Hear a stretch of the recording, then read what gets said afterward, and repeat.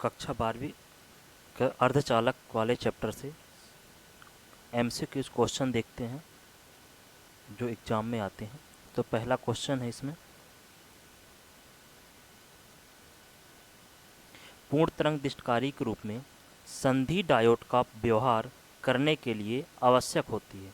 तो पूर्ण तरंग दृष्टिकारी, तो देखो पूर्ण तरंग दृष्टिकारी में क्या होता था, जो डायोड दो दो डायोड लगते हैं, एक ऊपर और एक नीचे। तो यहाँ कितने हो जाएंगे, पूर्ण तरंग दृष्टिकारी का व्यवहार करने के लिए आवश्यक होती है। तो ये हो जाएगा इसका आंसर कौन सा, बी नंबर। इसका आंसर बी नंबर हो जाएगा। ये दो डायोड। नेक्स्ट दूसरा क्वेश्चन, इसमें पीएन डायोड का उपयोग करते हैं। तो डायोड का उपयोग करते हैं। तो डायोड का प्रयोग किस में करते हैं, रेक्टिफायर के रूप में। डायोड का प्रयोग रेक्टिफायर के रूप में करते हैं। तो इसका आंसर हो जाएगा डी नंबर। नेक्स्ट दूसरा क्वेश्चन है इसमें, सॉरी तीसरा, डायोड में कैथोड टर्मिनल होता है। तो डायोड में कौन सा टर्मिनल होता है, नेगेटिव। तो डायोड में कैथोड जो होता है, तो जो डायोड होता है कैसे होता है, डायोड ऐसा त्रिभुज का आकार का डायोड। तो यहाँ प्लस होता है और यहाँ माइनस होता है। तो क्या पूछ रहा है इसमें, कैथोड। तो कैथोड कैसा होता है, ये कैथोड माइनस में होता है। तो इसका आंसर हो जाएगा माइनस, नेगेटिव। तो कैथोड जो डायोड होता है, डायोड में टर्मिनल नेगेटिव होता है।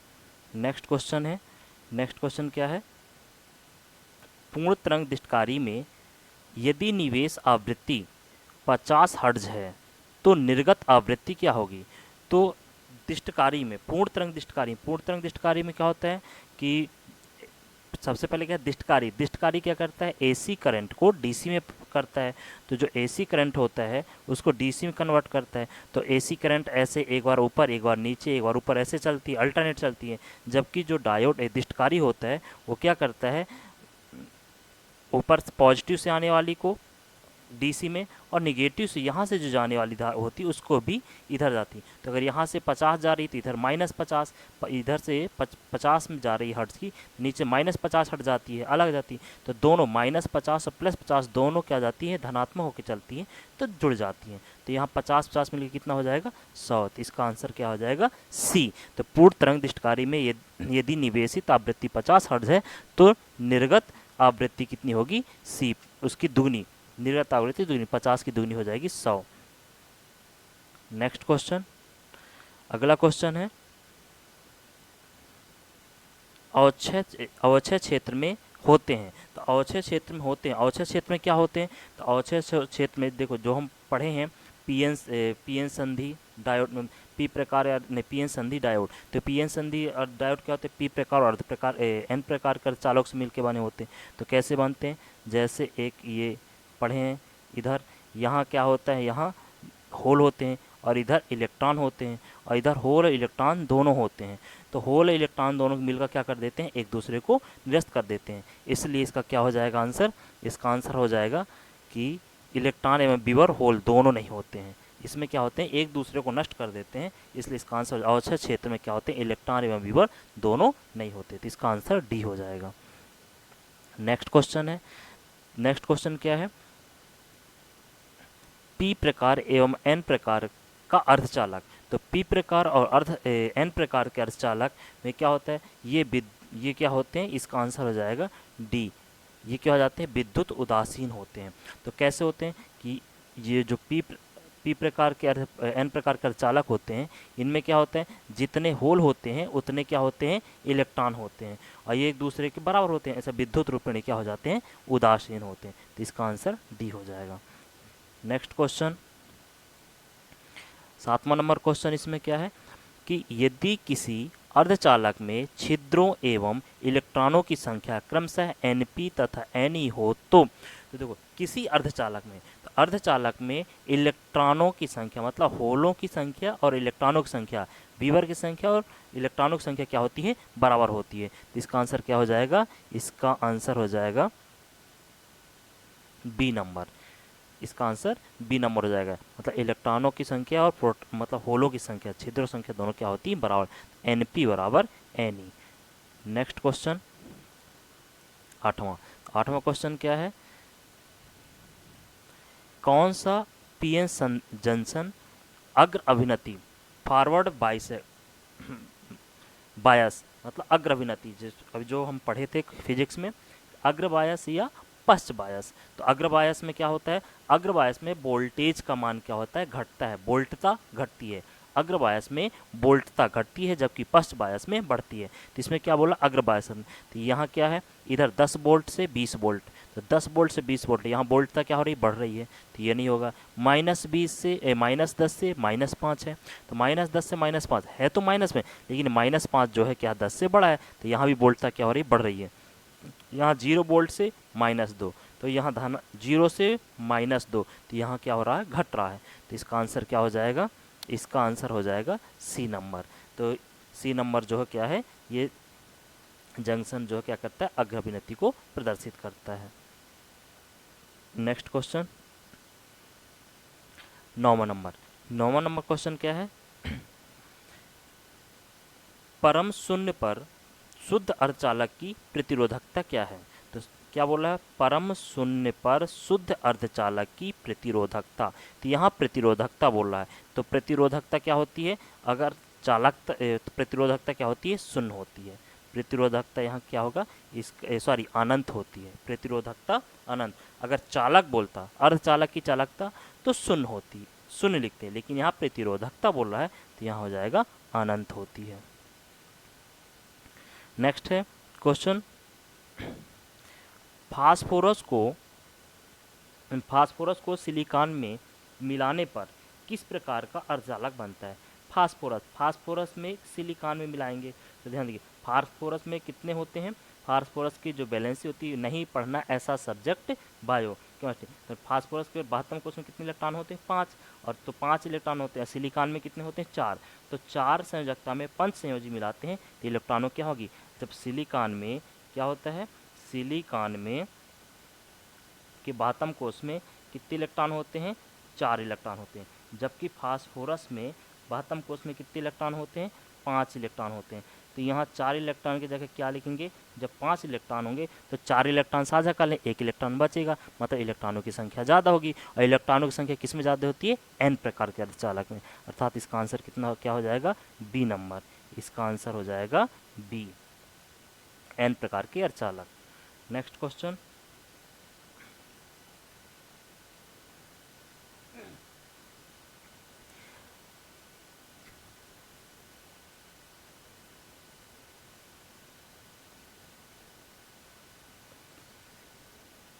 आंतरिक अर्धचालक में धारा किसके बराबर होती है। आंतरिक अर्धचालक में धारा किसके बराबर होती है। तो आंतरिक अर्धचालक में धारा किसके होती है, इलेक्ट्रॉन तथा होल दोनों, इलेक्ट्रॉन तथा होल दोनों के द्वारा बहती है। तो इसका आंसर हो जाएगा सी नंबर।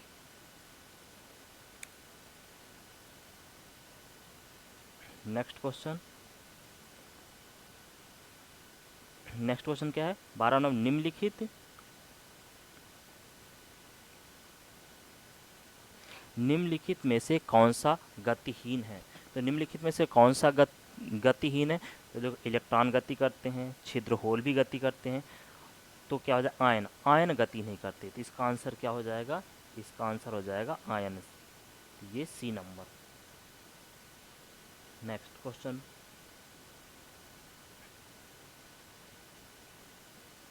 पी प्रकार के सेमीकंडक्टर का फर्मी स्तर होता है। तो पी प्रकार के सेमीकंडक्टर, तो देखो हम क्या है, जब ऊर्जा अंतराल पढ़े हैं, ऊर्जा अंतराल में क्या होता है, ऊपर चालन बैंड होता है और नीचे संयोजकता बैंड होता है। तो ऊपर चालन बैंड को सी से, संयोजकता बैंड को वी से दर्शाते हैं। और यहाँ क्या होता है, ऊर्जा अंतराल होता है, इनके बीच ऊर्जा अंतराल होता है। तो इसमें यहाँ क्या होते हैं, इलेक्ट्रॉन होते हैं। ऊपर क्या होते हैं, चालन में इलेक्ट्रॉन होते हैं, जबकि संयोजकता में क्या होते हैं, होल होते हैं। तब यहाँ पी प्रकार के और अपी प्रकार में क्या होते हैं, होल। तो यहाँ फर्मी स्तर क्या होगा, होलों के ऊपर। तो होल बैलेंस, होल को क्या बोलते हैं, बैलेंस, बैलेंस बैंड के बिल्कुल ऊपर। तो इसका आंसर हो जाएगा डी नंबर। नेक्स्ट क्वेश्चन है, डायोड का गतिशील प्रतिरोध तापमान के साथ कैसे बदलता है? डायोड का गतिशील प्रतिरोध तापमान, तो प्रतिरोध तापमान क्या होता है? समानुपाती होता है। तो इसका आंसर क्या हो जाएगा? इसका आंसर हो जाएगा ए, समानुपाती। नेक्स्ट, पी एन जंक्शन की जंक्शन धारिता निर्भर करती है। तो पी एन जंक्शन की जंक्शन धारिता किस पे करती है? अपमिश्रण सांद्रता और लागू वोल्टेज। अपमिश्रण, जो अपमिश्रण मिलाए जाते हैं, और वोल्टेज दोनों पर निर्भर करती है। इसका आंसर क्या हो जाएगा? इसका आंसर हो जाएगा C number. Next question, next question है,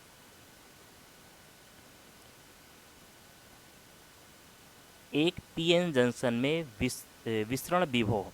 तो पीएन जंक्शन विसरण विभव क्या होगा? इसमें डोपिंग सांद्रण वृद्धि के साथ बढ़ता है। तो जैसे जैसे इसमें डोपिंग मतलब अशुद्धि मिलाना, तो जितनी अशुद्धि मिलाते जाएंगे उसकी वृद्धि भी होती, सांद्रता में भी वृद्धि के साथ क्या होता है? विसरण संधि विभव का मान बढ़ता जाता है। तो इसका आंसर क्या हो जाएगा? D number. Next,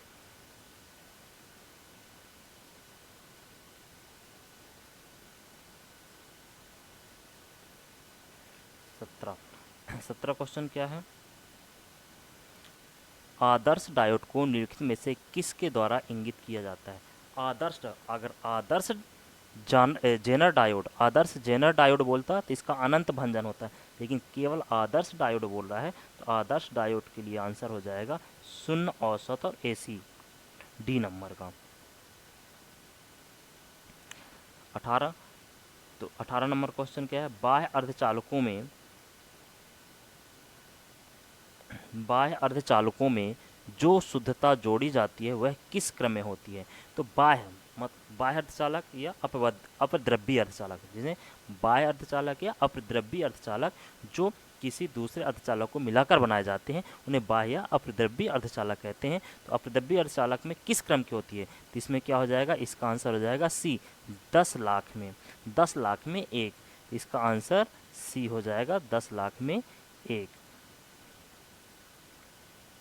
next, rectifier. Rectifier मतलब दिष्टकारी। क्या है?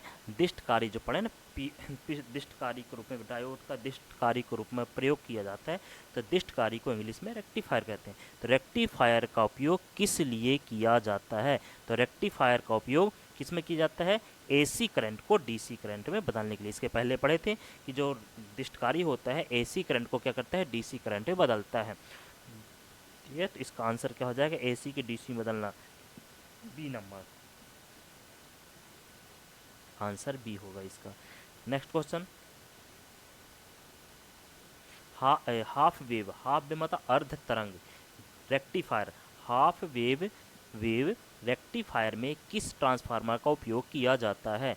हाफ वेव का मतलब हाफ मतलब आधा, वेव मतलब तरंग, रेक्टिफायर मतलब दिष्टकारी। अर्ध तरंग दिष्टकारी में किस ट्रांसफार्मर का उपयोग किया जाता है? तो अर्ध तरंग दिष्टकारी में कौन सा? अपचयी ट्रांसफार्मर का। किसका किया जाता है? अपचयी ट्रांसफार्मर। इसका आंसर क्या हो जाएगा?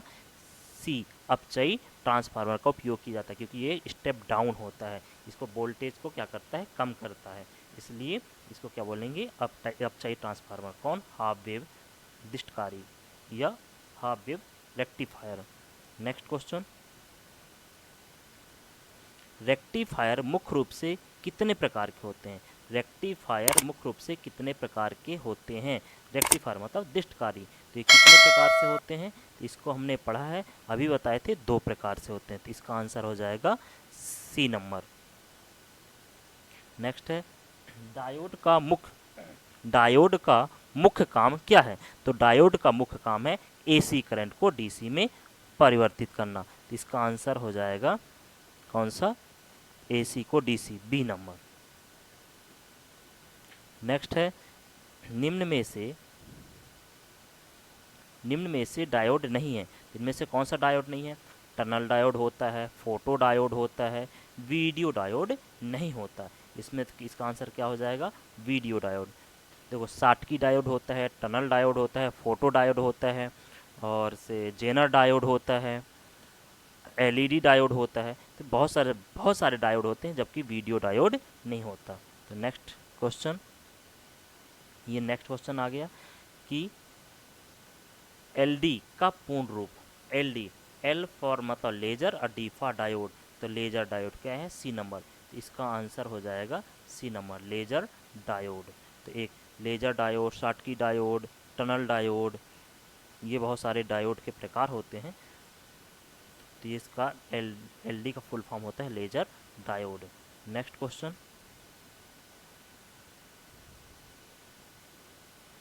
वह डायोड कौन सा है जो फोटो डायोड विपरीत कार्य करता है, वह डायोड कौन सा है जो फोटो डायोड के विपरीत कार्य करता है। तो फोटो डायोड क्या करता है, फोटो जो है, फोटो मतलब प्रकाश, प्रकाश को लाता है, इलेक्ट्रॉन उस इलेक्ट्रॉन उत्सर्जित करता है, धारा करंट बहता है। और इसका विपरीत कौन करता है, लाइट। ये क्या करता है, ये लाइट मतलब इलेक्ट्रॉन को करंट लेता है और करंट से क्या करता है, प्रकाश देता है। तो क्या हो जाएगा, लाइट इमिटिंग डायोड। तो इसका आंसर हो जाएगा डी नंबर, क्या हो जाएगा, डी। फोटो डायोड क्या करता है, प्रकाश को लेता है और करंट देता है, वो प्रकाश को लेता है और करंट फ्लो करता है। और लाइट इमिटिंग डायोड क्या करता है, एलईडी क्या करता है, करंट लेता है और प्रकाश देता है, तो उसका उल्टा हो जाएगा। तो ये हो जाएगा light emitting diode. Next question,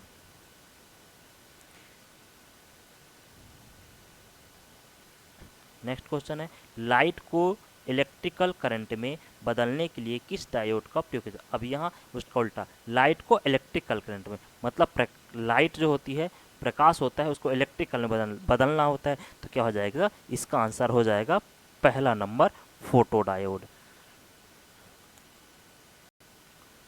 next question है, कौन सा डायोड सबसे तेज स्विच का काम करता है। तो सबसे तेज स्विच का काम कौन सा डायोड करता है, इसका आंसर हो जाएगा शॉटकी डायोड।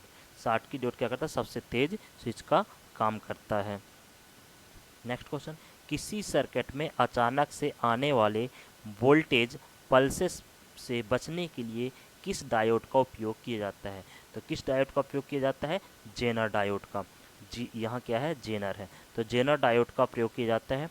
जेनर डायोड का प्रयोग क्यों, क्योंकि जो जेनर डायोड है वो दोनों तरफ अग्र बायस और पश्च बायस दोनों करता है, इसलिए उसके बचने के लिए किसका, जेनर डायोड का प्रयोग किया जाता है। तो इसका आंसर सी हो जाएगा। नेक्स्ट देखते हैं,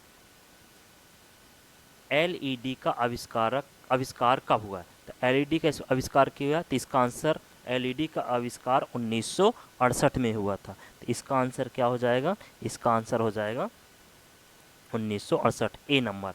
नेक्स्ट क्वेश्चन है, जेनर डायोड का उपयोग किया जाता है। तो जेनर डायोड का उपयोग किस में किया जाता है, जेनर डायोड का उपयोग उपयुक्त सभी में, किस किस में, फाइबर ऑप्टिकल कम्युनिकेशन में किया जाता है, बारकोड रिसर्च में भी किया जाता है और लेजर प्रिंटिंग किया। तो इसका आंसर क्या हो जाएगा, डी नंबर, उपयुक्त सभी में। नेक्स्ट क्वेश्चन है, वो कौन सा डायोड है जो सिर्फ फॉरवर्ड बायस में, फॉरवर्ड मतलब अग्र बायस में, केवल अग्र बायस में काम करता है। तो अग्र बायस में कौन सा करता है, लाइट इमिटिंग डायोड। इसका आंसर हो जाएगा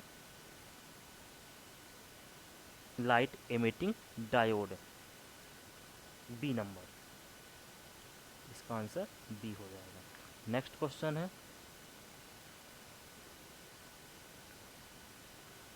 जेनर डायोड का आविष्कार कब हुआ। तो जेनर डायोड का आविष्कार 1934 में हुआ, जेनर डायोड। तो इसका आंसर हो जाएगा ए, लेजर जब बोले किसका, जेनर डायोड, तो जेनर डायोड का हो जाएगा 1934, जबकि एलईडी डायोड का 68 में, एलईडी डायोड का 68 में और जेनर डायोड का 34 में हुआ। नेक्स्ट क्वेश्चन देखते हैं, डायोड एक है, तो डायोड है, डायोड क्या है, डायोड एक है। तो डायोड एक है क्या है, software, electronic component, electrical tool, या तो इलेक्ट्रिकल टूल नहीं है, डायोड क्या है, डायोड है इलेक्ट्रॉनिक कंपोनेंट है, डायोड क्या है, एक इलेक्ट्रॉनिक कंपोनेंट है। तो इसका आंसर क्या हो जाएगा, बी। नेक्स्ट देखते हैं,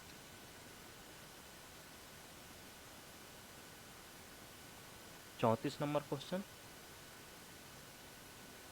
कौन सा डायोड वोल्टेज रेगुलेटर की तरह काम करता है। वोल्टेज रेगुलेटर की तरह कौन सा डायोड करता है?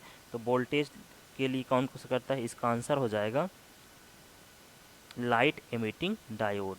इसका क्या हो जाएगा? वोल्टेज के लिए light emitting diode. Voltage regulator regulate की तरह कौन सा करता है? तो ये हो जाएगा लाइट इमिटिंग। क्वेश्चन इसका आंसर बी हो जाएगा, बी। नेक्स्ट, डायोड का आविष्कार होता है, सॉरी, डायोड का आकार होता है। तो डायोड का आकार होता है, डायोड का आकार कैसा होता है? आप लोग पढ़े हो, देखो डायोड का जब प्रतीक बोले, आकार नहीं बोला, प्रतीक चिन्ह, तो डायोड का चिन्ह कैसा होता है? डायोड का चिन्ह त्रिभुज का होता है। चिन्ह ऐसे त्रिभुजकार ऐसे बनाते हैं, ठीक है, ये लाइन रहती है, ऐसे त्रिभुज जैसे बना होता है, ये डायोड का चिन्ह होता है। चिन्ह प्रतीक की बात है, लेकिन यहाँ बोला आकार, तो इसका आकार में क्या हो जाएगा? बेलनाकार हो जाएगा, सी नंबर। डायोड का आकार बेलनाकार होता है। नेक्स्ट क्वेश्चन,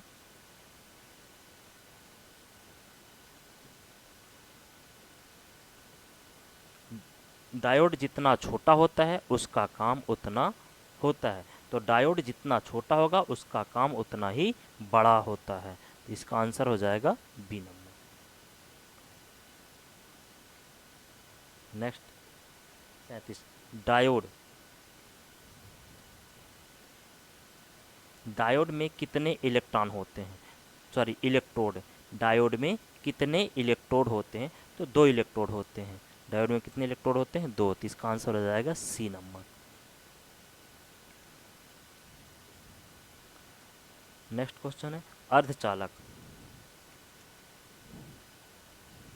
अर्धचालक में अशुद्धि मिलाने की क्रिया को क्या कहा जाता है? अर्धचालक में अशुद्धि मिलाने की क्रिया को क्या कहा जाता है? तो इसको बोलते हैं डोपिंग। अर्धचालक में जो अर्धचालक होते हैं उनमें जो क्या मिलाते हैं? अशुद्धि मिलाते हैं। तो अशुद्धि मिलाने की क्रिया को डोपिंग कहते हैं। तो इसका आंसर हो जाएगा ए नंबर, डोपिंग। Next question,